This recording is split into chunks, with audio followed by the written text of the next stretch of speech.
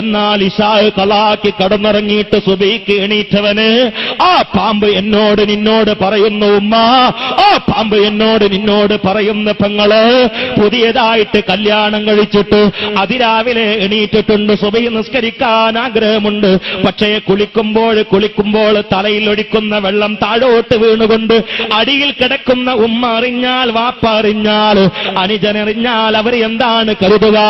ഞാനും എന്റെ ഭാര്യയും അതാ സംസർഗം നടത്തിയെന്ന് കരുതുകയില്ലേ എന്ന കേവലമായ ഒരു മടി കൊണ്ട്, ആവശ്യമില്ലാത്തൊരു നാണം കൊണ്ട് പടച്ച തമ്പുരാൻ കാഫിറാകുന്നതിന്റെയും മുസ്ലിമാകുന്നതിന്റെയും ഇടയില് കയ്യിൽ തന്ന തിരിച്ചറിയൽ കാർഡാകുന്ന നിസ്കാരത്തെ വലിച്ചെറിഞ്ഞുകൊണ്ട് മുകൾ ഭാഗത്ത് വീട്ടിന്റെ ടെറസിലെ ബെഡ്റൂമിൽ സുഖമായി സുബ്ഹി ബാങ്ക് പള്ളിയിൽ നിന്ന് കേൾക്കുമ്പോൾ അസ്സലാത്തു ഖൈറും മിനന്നൗം എന്ന് കേൾക്കുമ്പോൾ നുല്ലിപ്പിച്ച് ചിരിച്ചു കളിച്ചുകൊണ്ട് ബെഡിൽ കിടന്നുകൊണ്ട് ആസ്വദിക്കുന്ന ഭാര്യമാരെ, ഭർത്താക്കന്മാരെ, താക്കീത് കേട്ടോ.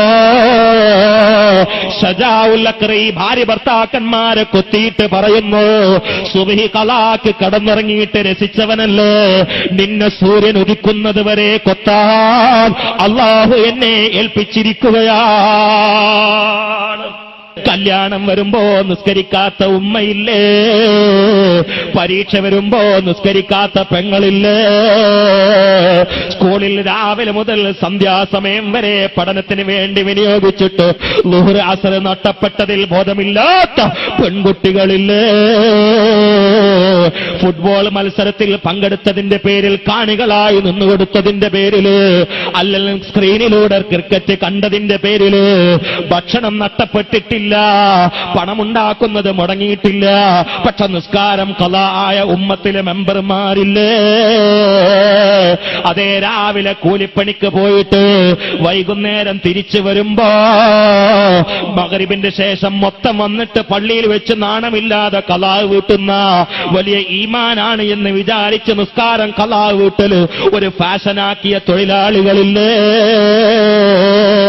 ഉസ്താദേ റമളാന, പക്ഷേ ഇശാ നിസ്കരിക്കാൻ പറ്റുന്നില്ല, അതേ സുബ്ഹി നിസ്കരിക്കാൻ പറ്റുന്നില്ല, കാരണം കസ്റ്റമേഴ്സിന്റെ തിരക്കാണ്, കച്ചവടം പൊടിപിടിക്കുന്ന സമയമാണ് എന്ന് പറഞ്ഞിട്ട് പടച്ചവൻ കയ്യിലേൽപ്പിച്ച അമാനത്തിന്റെ കച്ചവടമില്ലേ, ആ കച്ചവടത്തിൽ വമ്പൻ നഷ്ടം വന്നുകൊണ്ട് ദുനിയാവിൽ അരച്ചാണ് വാരിന് വേണ്ടി ആപ്പിള് തിന്നാം, മുന്തിരി തിന്നാം, ബിരിയാണി കഴിക്കാൻ വേണ്ടി 5 മിനിറ്റായാൽ കാഷ്ടമായി മൂത്രമായി മാറുന്ന കേവലം ഭക്ഷണങ്ങൾക്ക് വേണ്ടി കച്ചവടം ചെയ്തിട്ട് ആ കച്ചവടത്തിന്റെ വിജയത്തിന്റെ ഊക്കില് അല്ലാഹുവിന്റെ ദീന് തിരിച്ചറിയൽ കാതായി കയ്യിൽ തന്ന നിസ്കാരം വലിച്ചെറിഞ്ഞ ബിസിനസ്സുകാരാ, അല്ലാഹുവിന്റെ റസൂല് താക്കീത് തരുന്നത് മറക്കണ്ട.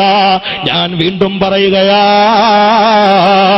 ഉമർ ഇബ്നുൽ ഖത്താബിന്റെ അഭിപ്രായത്തിൽ നിസ്കരിക്കാത്ത അബ്ദുർ റസാഖ് അല്ല, രാമനാണ്, രാമനാണ്. ഇബ്നു അബ്ബാസിന്റെ അഭിപ്രായത്തിൽ നിസ്കരിക്കാത്ത നഫീസയല്ല, ലക്ഷ്മിയാണ്, ലക്ഷ്മിയാണ്. അത് അഹ്മദ് ഇബ്നു ഹംബലിന്റെ അഭിപ്രായത്തില് നിസ്കരിക്കാത്ത അബ്ദുൽ ജലീലും സിദ്ദീഖും അബൂബക്കറോ രാമനും കൃഷ്ണനും അതാ പറുങ്കോടനുമാണ്.